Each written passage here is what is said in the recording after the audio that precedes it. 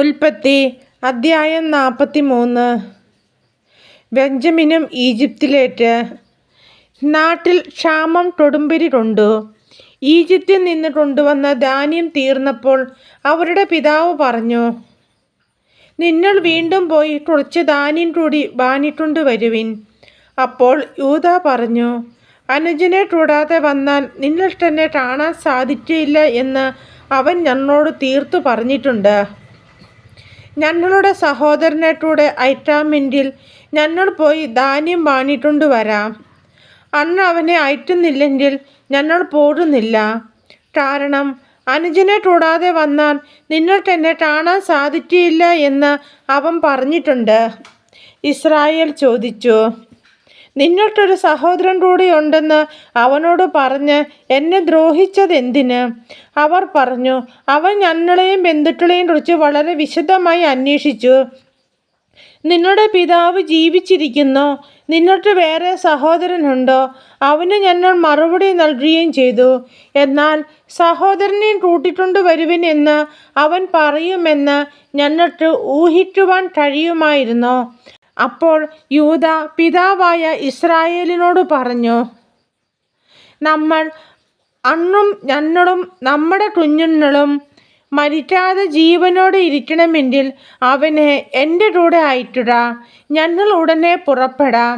അവൻ്റെ ചുമതല ഞാൻ ഏറ്റുകൊള്ളാം. എൻ്റെ കയ്യിൽ നിന്ന് അങ്ങേക്ക് അവനെ ആവശ്യപ്പെടാം. അവനെ അങ്ങയുടെ മുമ്പിൽ തിരികെ കൊണ്ടുവരുന്നില്ലെങ്കിൽ ആ കുറ്റം എന്നും എൻ്റെ മേലായിരിക്കട്ടെ. നമ്മൾ ഇത്രയും താമസിക്കാതിരുന്നെങ്കിൽ ഇതിനകം 2 പ്രാവശ്യം പോയി തിരിച്ചു വരാമായിരുന്നു. അപ്പോൾ അവരുടെ പിതാവായ ഇസ്രായേൽ പറഞ്ഞു, കൂടിയേ തീരൂ എങ്കിൽ അപ്രകാരം ചെയ്യുക. നാട്ടിലെ വിശിഷ്ടോൽപ്പന്നങ്ങൾ കുറേശ്ശെ എടുത്ത് അവന് സമ്മാനമായി കൊണ്ടുപോവുക. തൈലം, തേൻ, സുഗന്ധദ്രവ്യങ്ങൾ, മീറ, ബോടനണ്ടി, ബദാം പരിപ്പ് എന്നിവയെല്ലാം. പണം ഇരട്ടി എടുത്തുകൊള്ളണം. നിങ്ങളുടെ ചാക്കുകളിൽ വച്ച് തിരിച്ചയച്ച പണവും കൊണ്ടുപോവുക. അതൊരു നോട്ടപ്പിശകായിരുന്നിരിക്കാം. നിങ്ങളുടെ സഹോദരനെയും കൂട്ടിക്കൊണ്ട് അവൻ്റെ അടുത്തേക്ക് പോയിട്ടുള്ളുക. സർവശക്തനായ ദൈവം അവൻ്റെ മുമ്പിൽ നിങ്ങളോട് കാരുണ്യം കാണിക്കട്ടെ. അവൻ നിങ്ങളുടെ സഹോദരനെയും ബെഞ്ചമിനെയും തിരിച്ചയക്കട്ടെ. മക്കൾ എനിക്ക് നഷ്ടപ്പെടണമെന്നാണെങ്കിൽ അങ്ങനെയും ആവട്ടെ. സമ്മാനവും ഇരട്ടിത്തുഴയും എടുത്ത് ബെഞ്ചമിനോടുകൂടി അവർ ഈജിപ്തിലെത്തി ജോസഫിൻ്റെ മുമ്പിൽ ഹാജരായി. അവരുടെ കൂടെ ബെഞ്ചമിനെ കണ്ടപ്പോൾ ജോസഫ് വീട്ടുകാര്യസ്ഥനെ വിളിച്ചു പറഞ്ഞു, ഇവരെ വീട്ടിലേക്ക് കൂട്ടിക്കൊണ്ടു പോവുക. ഒരു മൃഗത്തെ കൊന്ന് സദ്യ ഒരുക്കുക. ഇവർ ഇന്നുച്ചയ്ക്ക് എൻ്റെ കൂടെ ആയിരിക്കും ഭക്ഷണം കഴിക്കുക. ജോസഫ് പറഞ്ഞതുപോലെ അവൻ അവരെ വീട്ടിലേക്ക് കൂട്ടിക്കൊണ്ടുപോയി. വീട്ടിലെത്തിയപ്പോൾ അവർക്ക് പേടിയായി. അവർ പറഞ്ഞു, കഴിഞ്ഞ തവണ ചാക്കിൽ തിരികെ വെച്ചിരുന്ന പണം കാരണമാണ് അവൻ നമ്മെ ഇവിടെ കൊണ്ടുവന്നിരിക്കുന്നത്.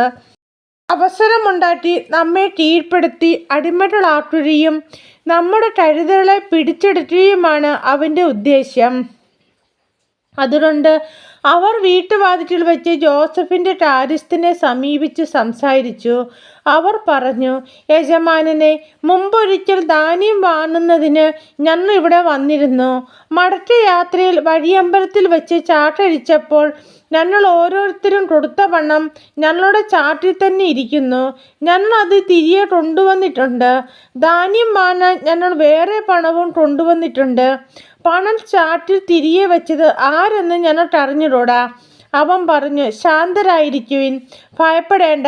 നിങ്ങളുടെയും നിങ്ങളുടെ പിതാവിൻ്റെയും ദൈവമാണ് നിങ്ങളുടെ ചാട്ടുകളിൽ നിധി നിക്ഷേപിച്ചത്. നിങ്ങളുടെ പണം ഞാൻ കൈപ്പറ്റിയതാണ്. അവൻ ശിമിയോനെ അവരുടെ അടുത്തേക്ക് കൊണ്ടുവന്നു. അനന്തരം അവരെ ജോസഫിൻ്റെ വീട്ടിനുള്ളിൽ കൊണ്ടുചെന്ന് അവർക്ക് വെള്ളം കൊടുത്ത് അവർ കാൽ കഴുകി. കഴുതോർത്തും തീറ്റ കൊടുത്തു. ഉച്ചയ്ക്ക് ജോസഫ് വരുന്നതിന് മുമ്പ് അവർ സമ്മാനം ഒരുക്കി വെച്ചു. കാരണം അവിടെയായിരിക്കും തങ്ങൾ ഭക്ഷണം കഴിക്കുകയെന്ന് അവർ അറിഞ്ഞിരുന്നു. ജോസഫ് വീട്ടിൽ വന്നപ്പോൾ അവർ തങ്ങളുടെ പട്ടിലുണ്ടായിരുന്ന സമ്മാനം അവൻ്റെ അടുത്ത് കൊണ്ടുചെന്നു. അവർ അവനെ താണു വീണു വണങ്ങി. അവൻ അവരോട് കുശലം ചോദിച്ചു, നിങ്ങളുടെ പിതാവിന് സുഖം തന്നെയോ? നിങ്ങൾ പറഞ്ഞ ആ വൃദ്ധൻ ഇപ്പോഴും ജീവിച്ചിരിക്കുന്നോ? അവർ പറഞ്ഞു, അങ്ങയുടെ ദാസനായ ഞങ്ങളുടെ പിതാവിന് സുഖം തന്നെ, അദ്ദേഹം ജീവനോടിരിക്കുന്നു. അവർ കുനിഞ്ഞ് അവനെ വണങ്ങി. അവൻ തലയുയർത്തി നോക്കിയപ്പോൾ തൻ്റെ സഹോദരൻ ബെഞ്ചമിനെ കണ്ടു, തൻ്റെ അമ്മയുടെ മകൻ. അവൻ പറഞ്ഞു, ഇവനാണോ നിങ്ങൾ പറഞ്ഞ ഇളയ സഹോദരൻ? മകനെ, ദൈവം നിന്നോട് കരുണ കാണിക്കട്ടെ. തൻ്റെ സഹോദരനെ പ്രതി ഹൃദയം തേങ്ങിയപ്പോൾ ജോസഫ് കരയാൻ ഒരിടം നോക്കി. കിടപ്പറയിൽ പ്രവേശിച്ച് അവൻ കരഞ്ഞു. അവൻ മുഖം കഴുകി പുറത്തു വന്ന് തന്നെ നിയന്ത്രിച്ചുകൊണ്ട് പറഞ്ഞു, ഭക്ഷണം വിളമ്പുക. അവനും അവർക്കും അവൻ്റെ കൂടെയുള്ള ഈജിപ്തുകാർക്കും അവർ വേറെയാണ് വിളമ്പിയത്. കാരണം ഈജിപ്തുകാർ യഹൂദരുടെ കൂടെ ഭക്ഷണം കഴിക്കാറില്ല. അത് ഈജിപ്തുകാർക്ക് നിഷിദ്ധമായിരുന്നു. മൂത്തവൻ മുതൽ ഇളയവൻ വരെ മൂപ്പനുസരിച്ച് അവർ അവൻ്റെ മുമ്പിലിരുന്നു. അവർ അമ്പരന്ന് അന്യോന്യം നോക്കി. ജോസഫ് തൻ്റെ ആഹാരത്തിൽ നിന്ന് ഓരോ പങ്ക് അവർക്ക് കൊടുത്തു. എന്നാൽ ബെഞ്ചമിൻ്റെ പങ്ക് മറ്റുള്ളവരുടേതിൻ്റെ 5 ഇരട്ടിയായിരുന്നു. അവർ കുടിച്ച് അവനോടൊപ്പം ഉല്ലസിച്ചു.